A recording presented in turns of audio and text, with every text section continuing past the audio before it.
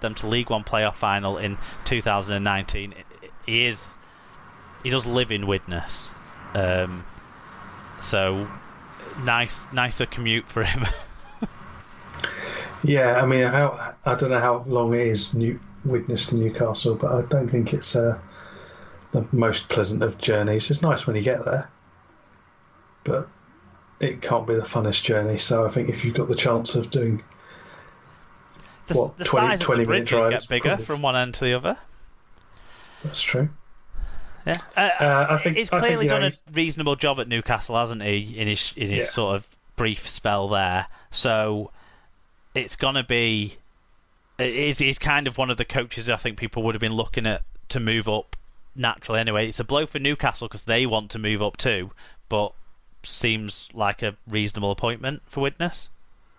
Yeah, I think it's a good. He's clearly got an affinity with the club. Clearly knows the club as well. So I think he'll still be connected to it, living in the area. So I think it's a shrewd appointment if he was, as he was available. And I think, I mean, always when you've got an ex-player who cares for the club, he's cared enough to come back anyway. It shows that he will actually try and do it, and he's proved himself as a coach in terms of lower league, and also in his spell at Toronto as the assistant there. So I think he's a decent appointment. Yeah. Right, let's do a bit of on-script championship run-through, shall we? Do you want to start with who Lee have been signing? Yeah, Lee Centurions have confirmed the signing of forward Nathaniel Petteru. Total RL revealed that the 28-year-old has joined the club from Hull Kingston Rovers. He joins his Robins teammates Ryan Brearley, Jamie Ellis and Matty G at the Lee Sports Village next year. And we had another fan view from Mr. News himself, Tom Andrews. He said, looks like Derek is spending big again. What could possibly go wrong? Wonder if the Sundex will go flying if they let Toulouse in over Lee.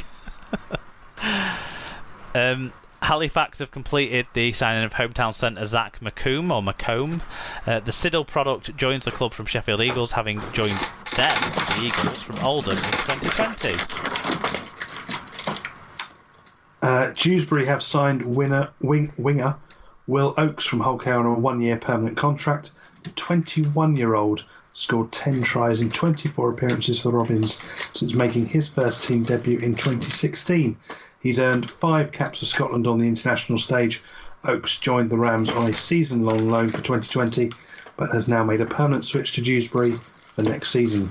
We're going to get all your chairs messages again after that big shift you just did before that story.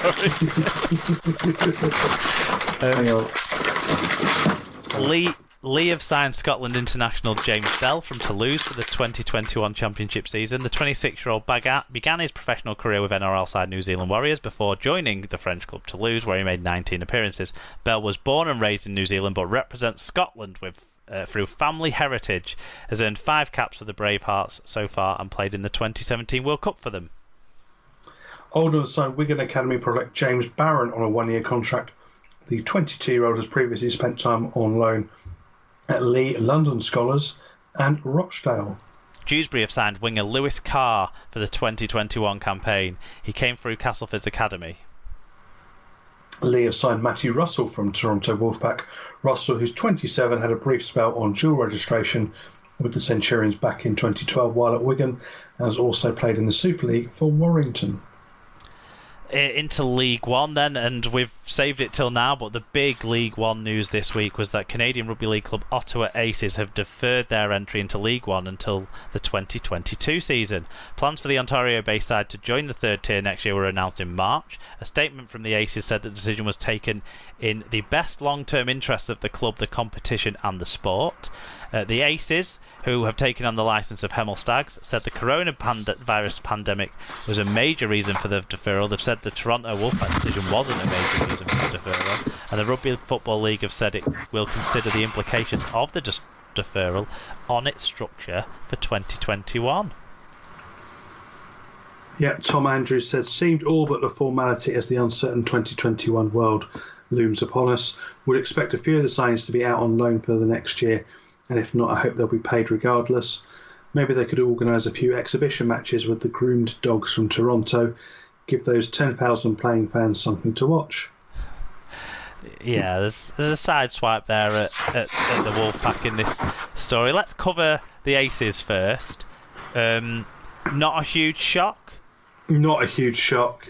It was always going to be difficult trying to get together at this point, and given how things have gone, and the fact that you can't, transatlantic travel is still not easy. It just wasn't going to be viable. I think deferring for a year at least is sensible. The Toronto stuff does make it that bit harder and does mean there's going to be more questions. It also means there's then questions around what happens with New York, because they were scheduled for 2022, and do you release both of them in together? I know there was some worries from some League One clubs about having to do both trips in 1 year. As two new sides, it might upset the balance of it. Of course, if different conferences, you might not matter. Yeah. Well, if also there's potential, of course, for clever scheduling where you could play both games in quick succession. But there's obviously that's probably requires administration be of a higher level than we've necessarily got available to us. But I think it's an ambitious project, and I think it's made even harder by not having that footprint. I think if they'd got established, and we've been in this alternative universe where Corona hadn't happened and or Toronto hadn't disappeared, then it would have been easier for them. But credit to them for pulling out now and postponing at this point rather than a week before the season or 5 days before the season. Yeah, and it actually to me kind of underlines the huge challenge that Toronto themselves would have faced being viable next year. It kind of supports the question marks over their viability that Ottawa are saying they too are operating on a much lower cost base. Wouldn't be viable next year, but of course operating on a much lower income base too. We should say. I feel for the players. They'd signed about 17 or 18 players, hadn't they? But apparently they're gonna honour a couple of months' wages for those guys whilst they sort themselves out, either new deals within or without or out with the sport. But that's a decent thing to offer us an undertaking, and hopefully that gets followed through on. The fact that it looks like Toronto Wolfpack are going to go out of existence completely, and that there's no appetite to not be a Super League club but still maintain the brand by any of the people involved at that club, makes the long-term impacts of this more questionable. The idea of 2 or 3 or maybe even 4 North American sides in the structure some way somehow made more sense from a strategic development point of view than taking away your biggest brand and then them not trying to fight their way back in somehow or some way, which I don't blame them for necessarily, because it's clear the Super League right now don't want them. But if they were so viable, you would have thought someone could have carried that through. When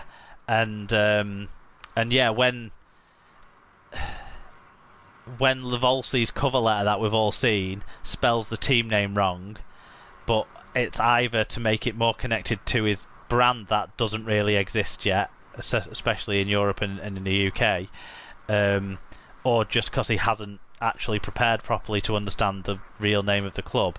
It makes me strongly question Carlo Lavolsi. So I hope that someone can take forward the Wolfpack, work with Ottawa. If they can't come into our league structure, do something themselves to make their domestic league not lose these brands, even though you're not going to have the names from over here playing for them, and they're not going to play in a competition that has the cachet of a Super League, the second biggest rugby league competition in the world sort of thing. But they got don't drop it altogether. Don't lose any momentum or any kind of. If they were able to get how many thousand playing against Hemel, then that shows to me that there is something there, because barely any people had heard of Hemel in this country. Definitely. So if they're able to do that, there is definitely something there. And the thing to me, because we're going to go into the Toronto chat now, so brace yourselves or skip this bit if you're bored of it already. But the thing to me that I like, because I went there for the first ever game, and I saw what it could be, and to me it was very exciting. And the thing that really underlined it to me was the morning after. It might have been 2 days after, because we made a holiday out of it, a few of the Oxford staff, and we went into a games shop to pick up a baseball game, because you can't get good baseball games in this country. So went in there, and there was the bloke behind the counter, and the equivalent of game was wearing a Toronto Wolfpack shirt, just in a random game store in the shopping centre. So the fact that 2 days after the first ever game, they've got someone wearing that to work, I mean, that shows there's definitely something there that you could work with. Through. Yeah. It was shows that the sports market isn't so saturated that the Toronto Wolfpack can't have some cut through somewhere, somehow, in that city. And also the sport can't have, therefore, in that part of the world. And you look at the fan culture that they've developed, and I think it's one of the better fan cultures that I've seen. And because of the nature of the games, the inclusivity, the fact that they're able to get such a wide number of people out of absolutely nothing was a staggering achievement. And I think that's something that's been really good, and something that we should look at and say, well, how do we do that? I mean, we've poisoned them a bit. They've turned very rugby league of late, but they fully joined the family. They were the odd girl who was a bit quiet at first, but then she got a few drinks inside her at the wedding, got a bit leery, and has since the divorce has happened, she's definitely one of us. Yeah. They're accusing other people of being drunk as they have their 10th wine of the meal. I would say I've seen things sort of saying Elston doesn't know what he's doing because look, he signed a deal that was free pizzas for adverts, but in the same breath almost saying how else are the Wolfpack going to attract people without giving free tickets away? Everyone gives free tickets away. So, I think both those two statements aren't right. Either part of growing your commercial base is in times of strife, i.e. global pandemic, no one wants to give money to anyone, or you're a new enterprise starting out, you do look at different ways of bringing in new partners, be those partners be supporters or commercial partners. So you can't criticize you can't criticize one thing but then support the exact same thing. So I think we've got to be careful on some of these things. But like you say, there was cut through. Some of the stuff in the Super League, the Robert Elston led independent in italics, if it bunny marks certainly not best. Bold report has got things in it that are clearly flawed. What I would have wanted is for the Wolfpack to have counted all of those things rather than turn up on the day